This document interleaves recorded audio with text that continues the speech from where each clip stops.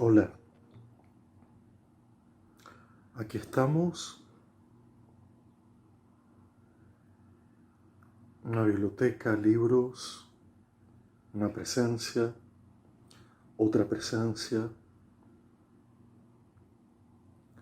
papeles, muchos papeles, la voz, la mirada, los elementos básicos que componían hasta hace no demasiado tiempo eso que llamábamos una clase, un dar clase, un ir a clase, y que más allá del medio que estamos utilizando ahora por la dolorosa situación de la pandemia, no altera demasiado esos atributos fundamentales de un encuentro de formación. Tener algo para decir, algo para escuchar, tomar la palabra, convertir un espacio en principio artificial en un lugar acústico, visual, estudiar, aprender, enseñar. Todas esas virtudes que con el paso del tiempo fueron en algunos casos cambiando dramáticamente y en otros sosteniéndose férreamente al paso del tiempo, como si no hubiera clase o no hubiera formación sin voz, con Z y con S, como si no hubiera encuentros sin presencias, sin libros, sin papeles, sin escucha, sin miradas. Cuando se trata de hablar de la educación hoy, ese hoy puede, a mi modo de ver, leerse de varias maneras. Es un hoy que puede suponerse estrecho, angosto, aquí y ahora. Y cuando uno se instala en ese espacio tan angosto del hoy como aquí y ahora, es posible que las palabras, los textos, pierdan su duración, su sabor, su sentido. A mí me gusta la idea del hoy como un permanente hoy, como un instalarse en el presente, haciendo presencia, porque me da la impresión que este gesto formativo es el que tiene que ver con el que nos preocupa, el que nos interesa, que es el de cómo crear presencia, cómo hacernos presentes, cómo ser una presencia para otros, cómo elaborar la presencia de otro en nosotros. Y para eso me da la impresión que tenemos que alargar la idea del hoy, de la educación hoy. Voy a pensar con ustedes en este tiempo que tenemos tres lugares para responder a esta pregunta. ¿De qué sería la educación hoy o qué hay en la educación hoy? No a modo de diagnóstico, ninguno de los tres casos, sino más bien a modo de una reflexión que, como siempre, no es producto de una, ¿cómo decirlo?, de una autoelaboración personal, sino que se nutre, se alimenta de escuchar, de hacer presencia en varios lugares, de recoger como si fueran frutos, y sí de pensar a partir de lo escuchado, lo mirado, modos de hacer público una elaboración determinada. Y esos tres lugares por los que quiero transitar son: uno, El vínculo entre época y educación, un vínculo muy curioso, muy profundo. Dos, la situación de lo que podríamos llamar precariamente la inclusión educativa. Y tres, el lugar del educador, de la educadora, de los educadores en esta relación entre época, educación, y para que podamos utilizar unas palabras un poquito más cristalinas, más transparentes, no tanto la inclusión, sino la igualdad, la igualdad inicial, la igualdad que yo he llamado a primera vista, la primera igualdad, no la igualdad como promesa, como utopía final, sino la igualdad inicial, la igualdad en la que todos, todas, cualquiera pueda estar participando de una situación educativa, de una experiencia educativa, y todos, todas, cualquiera puedan aprender, tomar la palabra, callarse, pero de alguna manera sentirse parte de lo público. Por lo tanto, ahí dimensiono la idea y la anticipo de la escuela como un espacio público donde se hace público lo que se hace. Entonces, tres lugares por los que quiero transitar, elaborar esta breve reflexión, que espero continúe por otros medios, en otro hoy. Cuando tomo el primer lugar, que es el de la relación entre época y educación, es porque creo que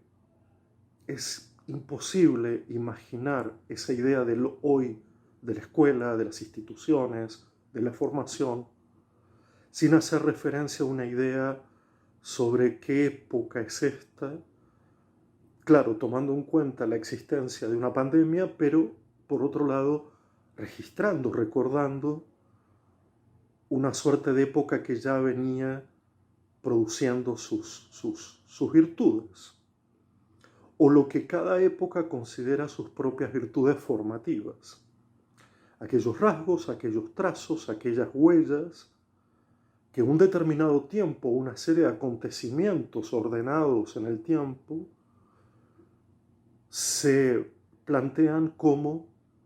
esenciales para la formación. En ese sentido tenemos varias posibilidades, pero yo tengo que acotar alguna de ellas, que son las de pensar que puede haber un vínculo totalmente estrecho, férreo, casi uno a uno, entre época y escuela, época y educación. Quiero decir que una época determinada decide sus virtudes y sus atributos y pide a sus instituciones formativas que sigan ciegamente esas virtudes o atributos, o, habiendo muchas posibilidades intermedias, ir al otro extremo y considerar que las instituciones formativas son aquellas que de algún modo, lo diré así, se revelan a su época, no son complacientes con su época. Voy a sintetizarlo en un ejemplo quizás arbitrario. La época se estaba arrogando para sí, se estaba autoatribuyendo 4 o 5 características que le eran naturales, pero que no eran naturales, eran producciones artificiales. Entre ellas la aceleración del tiempo, la idea de la autocapacitación, esa idea de que hay que aprender todo el tiempo, de que no hay que perder tiempo, de que hay que hacerlo todo pronto y rápido, la idea del hámster que gira todo el tiempo en la rueda y no va a ninguna parte, no aprende nada, simplemente gira velozmente en la rueda, la idea del cerebro que aprende, no el sujeto, el cerebro, y por último una idea de cansancio absoluto, de agotamiento, de hartazgo. Todo esto, a mi modo de ver, produjo un síntoma fundamental en el umbral de la pandemia y continúa, que es el del fin, el final de la infancia, entendiendo por esto no solo la infancia como niñez, sino la idea más filosófica de que la infancia es aquel tiempo o esa experiencia del tiempo donde sentimos que todavía no es demasiado tarde, que todavía es posible, que todavía hay una potencia por desarrollar. Dicho esto y arrojado al umbral de lo que era la época precedente y su correlato con la educación, que era de alguna manera matar la infancia, no solo porque la niñez fue dividida salvajemente entre carente y abundante, entre consumidora y miserable, sino porque además se le ha quitado el tiempo para poder tener infancia. Por lo tanto, una forma de rebeldía, una forma de ir contra la época, hubiera sido y sigue siendo aquella de dar infancia a la niñez, pero también dar infancia a toda la humanidad. Algo de esto ya estaba surgiendo, es histórico, pero surgía también todo el tiempo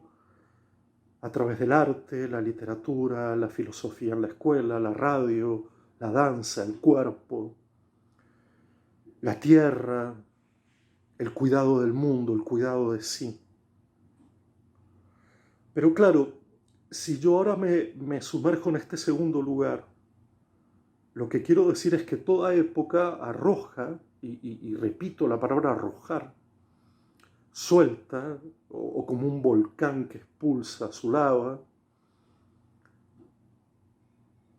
algo que una premio Nobel de Literatura, Herta Müller, dijo o llamó los dañados y los rotos. Cada época deja en el mundo un tendal de sujetos dañados y rotos. Los que no pueden ir rápido, los que no aprenden por sí solos, los que de alguna manera su cerebro, en este supuesto aprendizaje cerebral, se sospecha de sus capacidades y competencias, ha hecho y ha creado una nueva generación de sujetos, individuos dañados y rotos, cuya inclusión debía ser imaginada en términos de provocar una rebelión en la idea del aprendizaje voraz y de este ambiente de aprendizaje que reniega de las enseñanzas ancestrales del mundo. Lo que quiero decir brevemente es que para percibir la existencia de otros hay que partir de una mutua fragilidad, y por eso yo he intentado llamar alguna vez a esto una pedagogía de la fragilidad. Lo digo con cierta rapidez. La pedagogía en general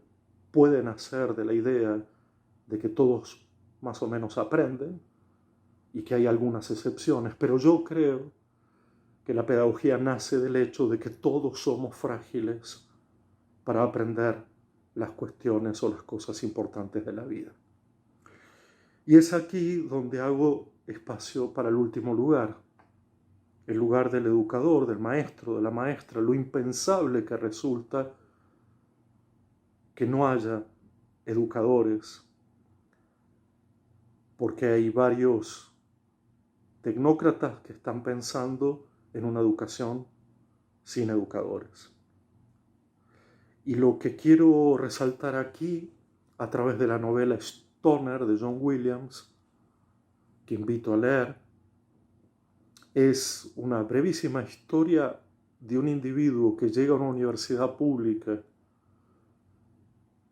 que tiene una vida trazada como de antemano, un destino ya jugado, empobrecido, y que en medio del camino, saliendo a ese mundo de lo público, descubre la literatura como podría haber descubierto cualquier otra cosa. Y a partir de ese descubrimiento, y a partir de algún modo de convertirse él no solo en un apasionado por la literatura, sino también apasionado por enseñar a otros. Esa pasión por la literatura es que se convierte en un profesor. Él dice hacia el final de la novela una cosa para mí fundamental. Ser un buen educador significa dejar pasar las lecturas y los libros, el mundo que es anterior a nosotros, dárselo a los demás, ponerlo sobre la mesa. Y también dice que no se trata de una técnica, sino de alguna manera de un gesto artístico. Lo dejo aquí por ahora. Época y educación, reconocimiento, lugar para los dañados y rotos, la necesaria existencia del educador. Un abrazo.